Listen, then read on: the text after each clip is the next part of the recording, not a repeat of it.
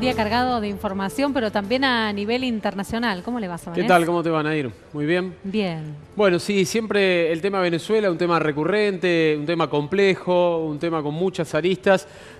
Vamos a tratar de sintetizarlo y hacerlo lo más objetivo posible dentro de el marco que nos permite la televisión y con un tema que despierta pasiones allá y acá también, ¿no? Hubo elecciones regionales, elecciones de gobernador, estaban postergadas, había que hacerlas el año pasado, arguyendo motivos económicos, el gobierno de Nicolás Maduro las había postergado. Había mucha expectativa por parte de la oposición de ganar al menos 12 de las 23 gobernaciones que estaban en juego. Hubo otros sectores de la oposición que descreían de la participación electoral, de hecho descreen en general de la participación electoral como herramienta y promovían la abstención o no hicieron campaña.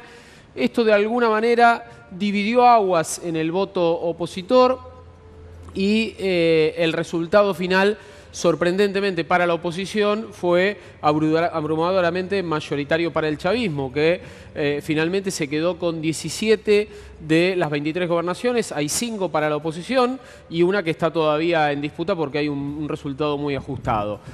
¿Qué arguye la oposición? Bueno, que hubo fraude.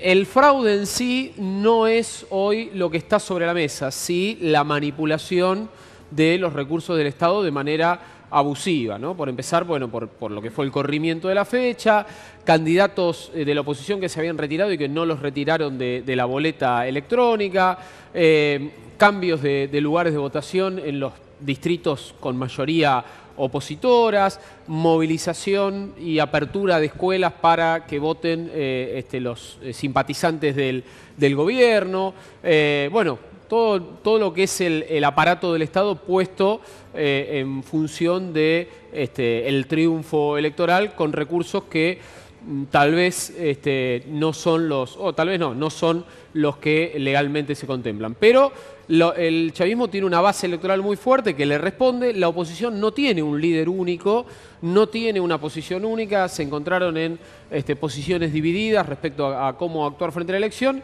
y esta indecisión fue probablemente el argumento central que les costó, a diferencia de lo que pasó hace 2 años o año y medio en las parlamentarias, les costó una especie de derrota, ¿no? Porque... ¿Se la creía más fuerte a la oposición o se la veía desde afuera? No, fuerte? La oposición es fuerte, ganó las parlamentarias de diciembre, Maduro es muy impopular, Venezuela está en una crisis económica, social, política terrible, pero mantiene una base electoral y hay un montón de venezolanos que no están con Maduro, pero tampoco confían en la oposición.